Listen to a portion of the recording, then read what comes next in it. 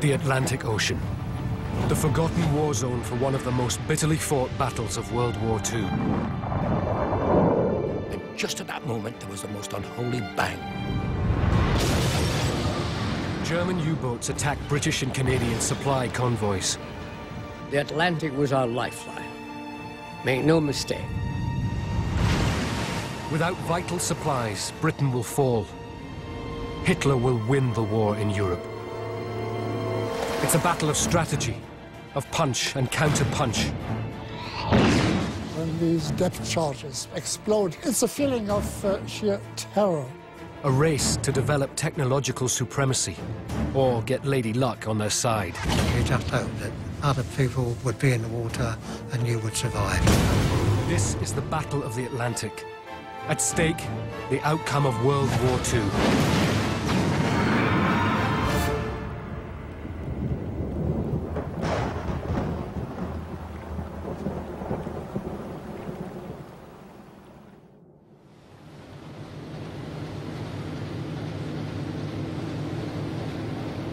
The German U-boat will become one of the most feared weapons of World War II. The day before war is declared, U-30 runs off the northwest coast of Ireland. On board, 11 torpedoes and 44 crew ready for the hunt. We had sworn allegiance to our fatherland and our military. It was 21 years since the First World War, and now it was our turn to fight.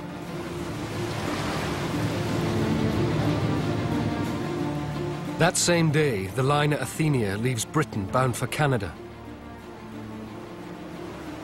Many of the 1,100 passengers on board are fleeing Hitler's invasion of Eastern Europe.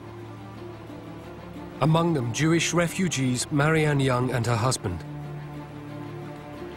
We fled the Czech Republic a week after the Nazis had taken over, and we decided we did not want to stay in Europe.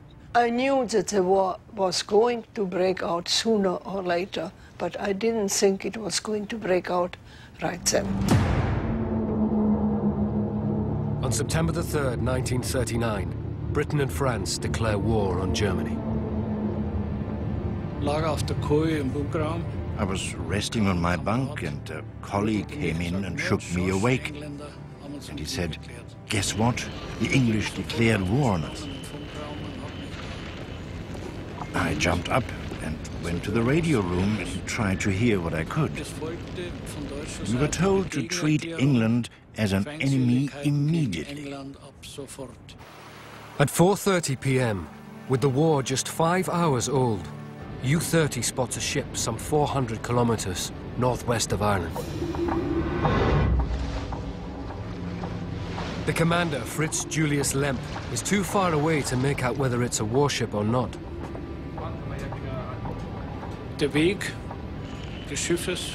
From the way the ship was heading, we could tell it was going from England to America or Canada.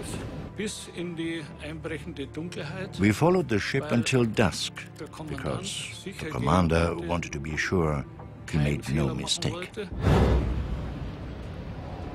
But seeing the ship blacked out, Lemp assumes the Athenia is an armed merchant cruiser and goes in for the kill.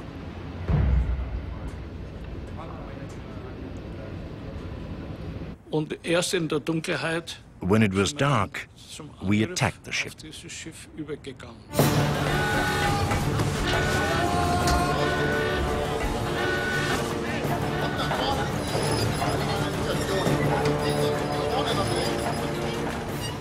The first attack was with 2 torpedoes.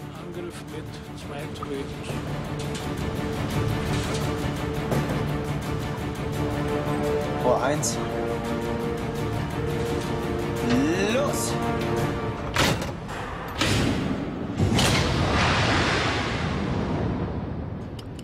Torpedoes travel at a top speed of 23 meters per second.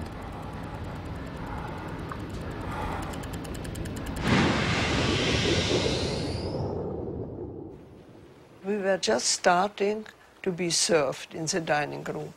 My husband was with me and his brother and I. We are sitting at the table, and I remember very well we had soup or something. And suddenly there was an explosion. It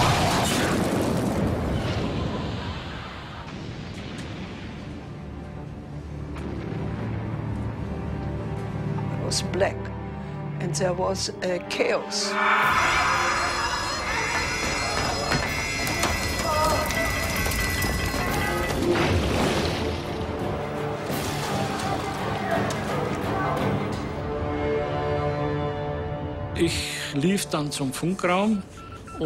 I ran into the wireless room and heard the Athenia call sign and the SOS. They had 1,100 passengers on board. Oh my God. Then suddenly I realized what we had done.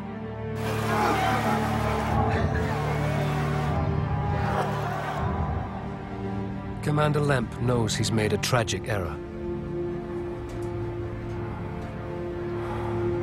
I climbed over the railing, I held the hand of my husband and said, "Come on."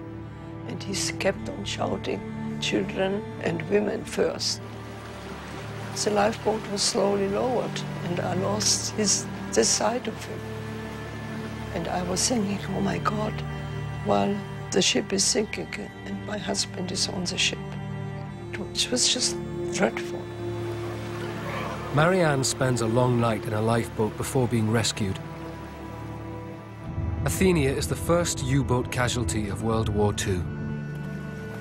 The sinking claims the lives of 118 men, women and children.